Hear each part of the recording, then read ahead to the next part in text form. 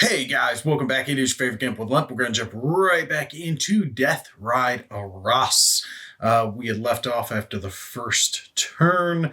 Germans moved in a little bit, British moved in a little bit. They're getting ready to get stuck in on each other. We're going to start back in with the Germans. Already did the pre-stuff. Weather's still good, and there's still air forces. No air forces, rather. They still haven't rolled for those yet.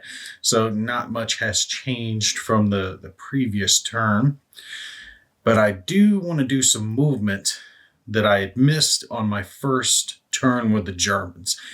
And that was some of these bigger guns, especially like these guys down over here. I want to get them up and doing something and putting some heart out there, because they're not really able to do that right now.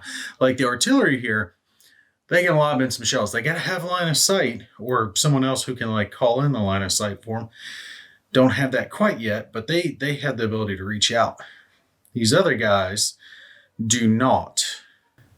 But yeah, I want to move some of these others first before I move the lines, because we know both the lines are going to keep shooting in. But things like these AA guns, I mean, we don't have to worry about any British AA or aircraft, so I can move these AA guns up, but I have to flip them over to their loaded side to get them scooting up the road here. The problem is I didn't do this on the first turn like I should have. So I'm going to lose some of that movement point value, because it costs half their movement points to load or to unload, if it's like infantry, if you're doing the unload thing. So these guys are not going to have 6. They're going to have 3. But next turn they'll have 6. I got a little road here, and I'm thinking I might be able to shoot up this little main road, because that's 2/3. 2/3 of it, good grief, 2/3 of a movement point. All right, so I grabbed out my player aid here so I can figure out exactly how many movement points I'm going to have to spend for truck. Truck green is what we're looking at here. All right, this is secondary road, so that's 2/3. Well, that I can go straight there. I don't have to go up and over to it, because that secondary road's running through there, and it connects into this road. So with 3 movement points, I should, get about 4 squares, 5 squares? How many am I getting? Yeah, I can get 4 movement points, or I can get 4 hexes of travel, basically. So I can go 1, 2, 3, 4 up to here with these 2, and we'll mark them. That way we know that they've already gone. And like I said, I just like my yellow beads better, because it's easier for me to see which ones I've scooted and which ones I haven't. Same with these guys. They need to move up. I'm probably just going to shoot them directly. Oh, directly is not good. For truck, it actually costs them more.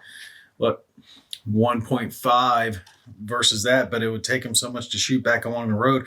And I kind of want to clear this road out, right? I want to keep the road open. So let's dump all these guys over. All right, so that leaves them with 3, 2.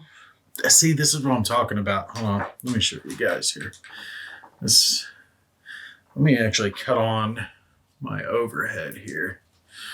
That way you guys can see that. Look at that, right? This is the drawback to the game. Look at that number, that green number. It's so blurred in there. I believe that is a 6. But it's the printing technique that was used for the game pieces, and I just don't think it works that well. I mean, I'm not hating on the game, but it's like, damn, really? No. Different printing technique. All right, so 1, 2, we'll go there with him. Sadly, he is shooting a little short on movement points because of having to travel just on the open terrain, but he could shoot over to this primary road and scoot up later. I've got 2, it looks like 2 more 88s over here. Only problem is these guys are behind this ridge. Yeah, again, they're behind a ridge. So they're in a good position to shoot like indirect fire, like AA fire, but they're not in a good position to shoot AA, like, or not AA, to shoot direct fire at the enemy, which is what I want them to do. How much does it cost to go up slope? Okay, slope up or down, it's going to add +2. So that's +2. That's not going to work. Going there. What might? Because if I'm going on the trail, I could do that one. Okay, because I'm looking at these 288s right here. I want to get, well, 4 of them really, because there's 2 in each stack. I want to get them moving. If I move him up, that's 2/3. He should be able to do that. +2, yeah. So he can go just to there, and we'll mark him as moved. And we'll get him moving again on the next one. And I should be able to do the same here with these guys. We'll flip them over, and he's on the main road heading up, but also with a +2 for going up slope. So we'll mark them. Damn. I did not get the kind of movement. I want to get these guys up over here, put them on these little ridges. You know, there's a hill here, hill here, and it gives a nice line of sight right up in that direction, which is where I want them to get some shooting, get it going. We do have some AT guns here. They're already set up and ready to go, and they've got a line of sight over in this direction, so I think I'm going to leave them there. These engineers, yeah, they can't do much, but I'm thinking I might hold them in reserve. I've got 3 stacks of engineers, so I might hold them in reserve just to figure out where I want to go with them, because I've got a long line of troops coming in this way. So now we want to start flipping these guys all into their transport mode. So let's flip them and see which ones have it. Okay, very nice, very nice. Every one of these has a built-in transport, so trucks. Just by flipping them over to their other side, I get extra movement points. Had I done that on the first turn, I would have 6 movement points now to go shooting up the road, and I could really make some distance. As it is, I loaded them all this turn because I didn't think to do it last turn, so now they're all at half because they all burned half to do that. But they can go across these minor roads. That is minor roads. Look at this. We got red for the primary, and then we've got a light gray road, and then we've got a black road. So which is which? What is that black? Okay, rail is this. 2 lines parallel to each other. That's a rail. So rail, primary road have the same. I think secondary road is black. So it is minor road. Minor road. They are on the minor road. Look at this shit. Black is secondary road. I was making a goof there. Some of these I counted as minor road or secondary road when it was a minor road. I mean, good grief. Okay. That's all right. We know it costs 1 across the board. So we'll make some distance here. Yeah, I started to make a goof there for a sec. There's a crossroads here. I need to make sure I didn't go up with them. All right. And we've got the HQ coming in here. So this is the end of this trail of troops. Some of them in the back are stacked up, and these guys are not. They have not stacked yet, just because they're going in as quick as possible. When these get up over here, maybe, see the British are way up over here. And the ultimate goal of the Germans, again, is to link up across the map. So when they start sticking in, these first groups are going to start to bunch up, and then I'll stack them. When that happens. Now we have the next line of troops. So this whole stack here, right? This whole stack you see I got stretched out. There's another one just as big coming in behind it. And then after that, there's another stack, and it's a different stack, a different type, but coming behind that. So same thing. We've got this whole line of troops and units here. There's another group coming in just as big like them, and then more behind them. So there is a massive amount of Germans coming in over here. Let's see, that's half the Germans that are coming in behind what I have already on the board. Here's the other half of those guys. I'm getting ready to move them in. All right. I think I'm going to start with the HQ for them. So we'll have them kind of bunched up, and that's fine. So here's the HQ for the group that's coming in, and then we'll start stacking them. And they have all inherent transport, so they will start off like this. All right, perfect. Now I've got the next set. So there's the round purple set, and then the rectangle purple set. And then we have the round blue set, and then the rectangle blue set coming in of troops. So let's mark this. I'll do the same thing I did last time, where we mark them front and rear to signify that they have moved. So this whole line's moved, and there's more coming in behind them. Now, here is a different story. Here, I'm going to do some stuff different because these guys are getting ready to get stuck in. So I am not going to move these first few into their transport side because they'll be weaker and will not be able to go to combat. So see that transport side has no combat stats. It's all movement. They're all in the trucks. They're bottled up. But I know the British are getting ready to get in this edge of this town, aiming down. So where am I going to go with these guys, with the Germans? I was thinking about putting some of them in Overwatch, because remember, Overwatch is the ability to fire back at them if you get opportunity fired. Right now, there is no line of sight because there is all this village still, this town here, and that's blocking the line of sight because they're inside the town.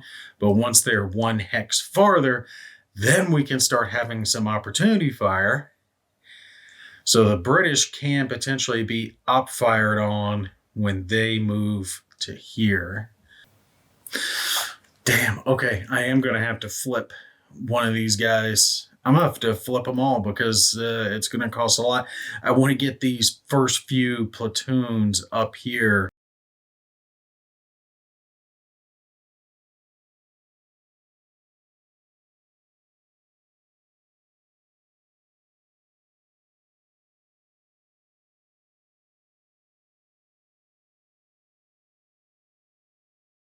So they can kind of flank around the village a little bit.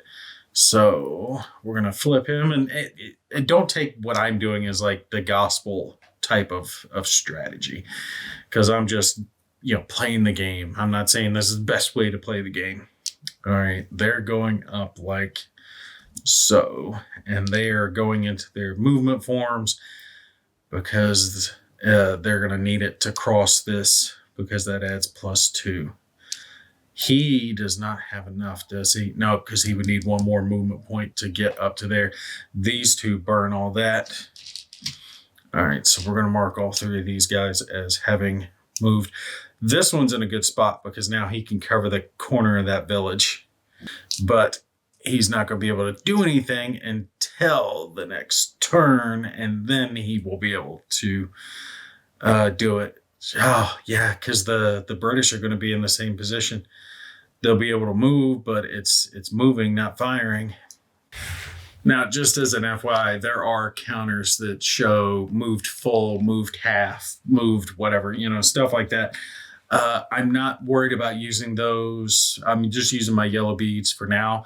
I'll use those when it's more pertinent. So like if I want to signify the fact that I haven't moved X amount so I could still do whatever type of fire or overrun movement, then I'll use those counters to keep track of the exact movement points. For me, it's not mattering so far for these guys, how far they've moved. All right, so I was trying to eyeball a few things to figure out whether or not I was safe making some of these movements. Because like I said, I wanted to flank up here.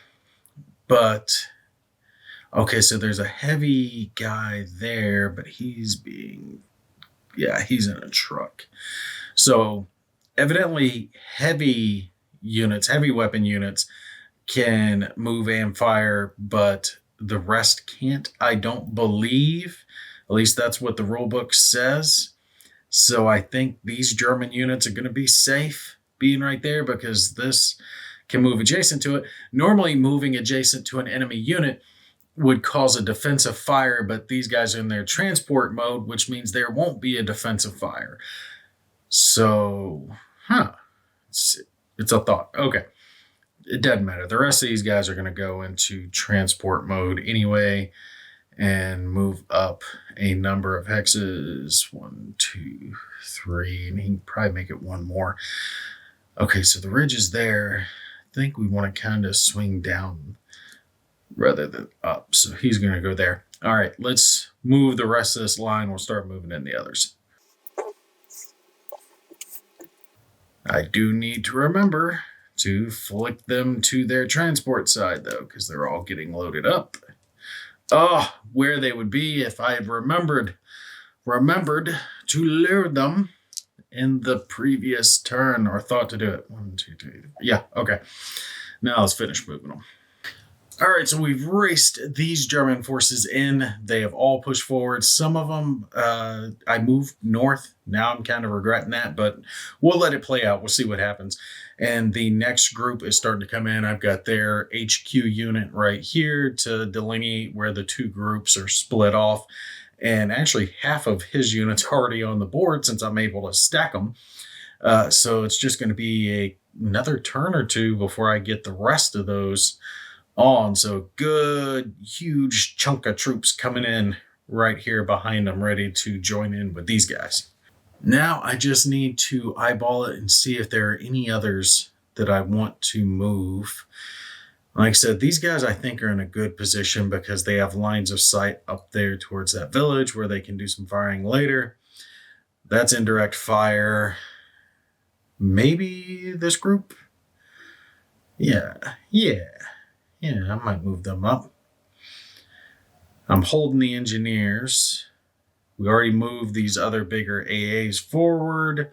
And I know I've got one more down over here that we're going to move up. Let's see, it's 3 AAs. Lighter ones. Can move those guys forward so they can provide some fire. Do I want to put him on this ridge? Be +2 to get there. Let's see. That is a minor road. Depends. That minor road's going to cost. Yeah. I can get him next to it, but I can't get him up on it. We'll move him there for now. And on the next turn, he'll have enough movement points to roll up to the top of that hill.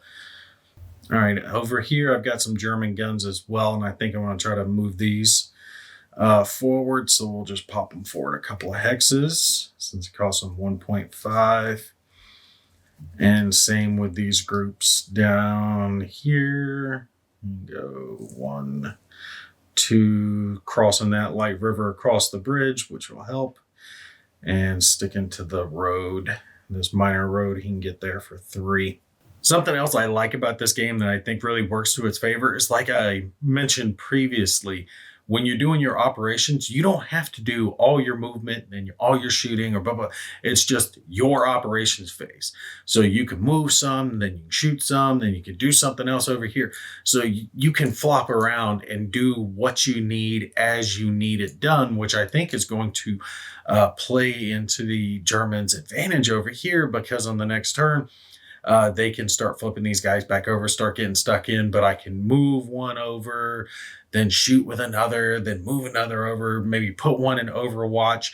So you can kind of bounce things around instead of doing all your movement, having to think, okay, well, now all my movement's done, so I got to get everyone in the exact right position before I start doing my fire phase. There's none of that. It's movement, firing, Overwatching, all that, same phase. And that's actually something I got to keep in mind, because a lot of war games have gotten it kind of ingrained in my head. I need to do all my movement. I'm going to do all my shooting, or shooting first and then movement, whatever the case is. And I kind of want to do all of a certain type of thing before I start going to the next thing. I have to keep that in mind with this game. I don't have to do that. I have options over here. All right, so since I've gotten a little long in the tooth on this video, I'll move the reinforcements on they're coming on off camera, and we'll just do the interesting part, which is these groups down here that are getting stuck in a little bit. Because now I'm thinking I might shoot one of these tanks down over here and fire at these guns. They've got 3 movement points, but it's 3 movement points tracked.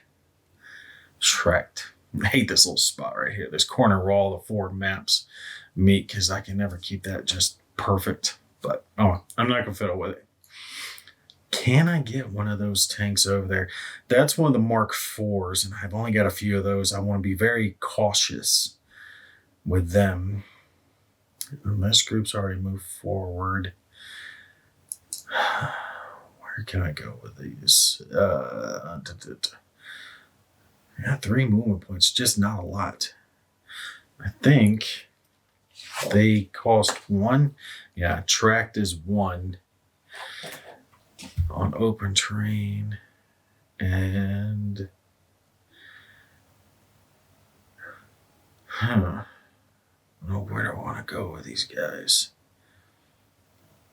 Oh, I don't even know if it counts as moved and fired, because they don't have this one, especially all these guys, because they've just got machine guns. I don't think they count as heavy weapons.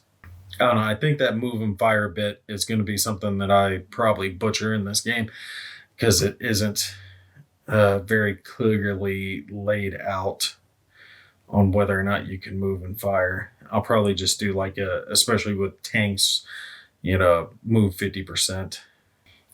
Well, with them, it doesn't matter. I'm not going to be able to get anywhere close enough to get a line of fire on them, unless if he goes 1, 2, 3, shooting down. Oh, these hills just, I think they're blocking line of sight, because you got the little hill right here that juts up, which would block line of sight coming in down here, and this hill juts out just a little bit. And then you got this one, so I really don't think I have to worry too much. Also, keep in mind, I mentioned in the previous video, but I am not worrying about command, range, radius, any of that stuff. That is an optional role that I am not worrying about, the supply and line of communications thing. So I am sure that some of my units will get out of chain of command, chain of communication, supply, whatever. But since it is optional role, I'm not using it. You know what? I've only got the 1 AT gun right there. I kind of want to hang him back. And this has, that has really good firepower. All right. We're going to move him 1. He's still on, the roads connect all the way around here, so he's still doing that. So that is only half of his movement points. Now, normally, like I said, there would be a defensive fire here, but he is in transport mode, so there is no defensive fire. So I'm wondering if I can shoot with him or not, and I am just unsure. All right, so I looked at the modifier to see if I could figure this out, and there is a fire after moving, and I cannot find the specifics. I'm gonna have to read the rules again, because it's probably in a section that I'm not thinking it would be there. But until then, I'm just going to go with the basics that you can either fire and move 50% or move 50% and fire. That there is a modifier for it, so we're going to go with that. I think that's going to be easier than me having to worry about it. All right, so this guy, hold up, he moved half. All right, so he moved half. Set that next to him, and we're going to fire with everything. And everything for him is going to be a 9 and a 9. The primary is in short range because they're adjacent. Damn, I should have put one of these guys in like Overwatch or something, or Opportunity Fire. Should have left one of them out outside of the mobile thing. But when I was moving them, I wasn't thinking about the fact that they were going to be able to shoot. It's all right. It's loss of 1 German platoon, and we need to get some shots going on anyway. All right, his defense is a 2. He is going to have 18 with modifiers. The modifiers are going to be plentiful. Now, let's see. For this, they are going to be getting a +3 for the surprise thing. All right, so this is a surprise part. I think this is just strength modifiers. Fire or assault combat references table and determine any die roll modifiers and strength and combat strength adjustments due to surprise. Die roll modifiers apply to all British and German fire and assault combat, and German opportunity and defensive fire. Strength modifiers apply to all British and German fire and assault combat. Okay. I'm going to go with this, even though it feels wrong because it feels just horribly brutal to the Germans, but we're going to go with it. They are getting a +3 die roll modifier, and their strength is being multiplied by 2. So his strength is 18. It's going up to 36. Now let's see what other modifiers come into it. They're firing against a soft target. Soft? Yeah, because it's infantry. It's not going to be medium. So he's firing against a soft target. And they are firing at multiple for target greater hex sway.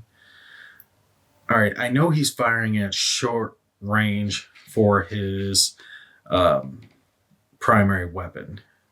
So short range primary weapon. Armor, all of the units. So it looks like it's just ×1. Okay, so this isn't going to change anything.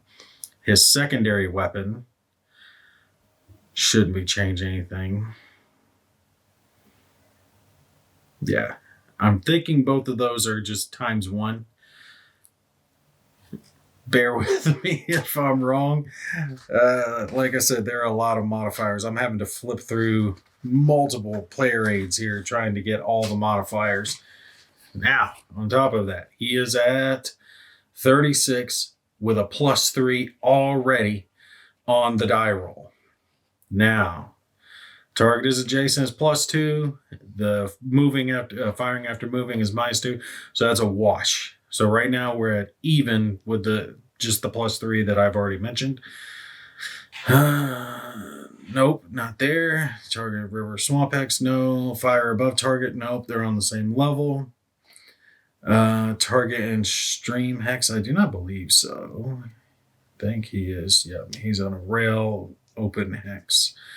So that's not going to matter. There is no close air support, no forest, and a hex with no Rex. Firing, nope. Not below, not smoker. Target is in town, no. The fire is in town, but he is not. Opportunity or defensive fire, it is not. Firing at night, negative. Fire is suppressed, negative. Target is using withdrawal movement, negative. All right, so we should just be 36 with a +3 die roll modifier. Now I gotta find the damn fire combat table. All right, so wow, he's gonna be maxed on this thing because the defensive strength is a 2. Total fire combat is a 36, so it's 18-1, which is definitely going to be here on this table. So this is the D10 that we're rolling on with a +3. And as you can see, down over here, it goes up to 16. So you roll a D10, but you can have those extra modifiers. You have to have the extra modifiers to get above certain levels on this. God, even a 0 is going to be a suppression value of 1. So more than likely, they are going to incur some suppression. Yeah. No way to cause any elimination on them because he cannot roll high enough to hit the X. All right, so let's roll here and see what we're going to get. 6. 6 plus 3 is going to be a 9. Almost perfect. 9 is S3. Oh, I was almost there. I was looking at the S4. Look at that. That is so weird. Because if he was just a little bit weaker on his attack, it would have been an S4. But as it is, it's only S3. So it goes back and forth. It's a little different than other tables. So it's like S2, S2, S3, S2, S2, S3, S3, S4, S3, 3, 4, 4, X. X is just outright eliminated. 4, 4, X. All right, so he gets 3 levels of suppression upon him, which is going to severely weaken him, but it also adds to his defense. So if he fires again, if he is fired at again by a separate unit, then they get to add that 3 to their defensive value. So his defensive value would no longer be a 2, it would be a 3. Or it would be a 5, rather. Excuse me. All right, and we're going to mark him as fire complete. Moved half, and he's done. All right, so that should take care of him. All right, and none of these other guys are going to be able to get into combat because none of them are 1 movement point away from it. So the rest of them are all going to be moving. So I'll tell you what, since I'm already long in the tooth on this video, I will move all of these units off camera because, like I said, I don't think there's going to be any more firing going on here or here. These guys might move up to the edge of this city, but they're not going to have movement points left to deploy or to fire anyway. I do have some guys here that can do some... Got a helicopter just buzzed my damn house. Anyway, I got some guys here that can get some work done, but those are AT guns. I want to kind of hold on to them for maybe more stronger targets than armored. So these others are just going to continue their push in and try to fill this city. But hey, we were able to get some combat going on. I like that. We still do have our line of tanks coming in over here. We have more armor coming in behind this group as well. So they're all going to come forward and start stacking and start punching into the Germans, but that's still another turn or 2 away. The British do have all these serious bonuses, but they're only for the first few turns, and they start to weaken out relatively quickly. I mean, the Germans, feel it, right? ×2 and big modifiers and stuff like that, but that's going to go away before most of these back units are stuck into the combat. So it's really only going to affect these first few here on the front. But all right, we'll stop this one here. We'll pick back up with the British already having moved into occupying this, and then the Germans. The Germans will actually be getting stuck in. I'm going to throw some of these guys into Overwatch on the next turn, and we'll see how that operates. All right, that's going to be it for me. You guys take care. I'll catch you in the next one.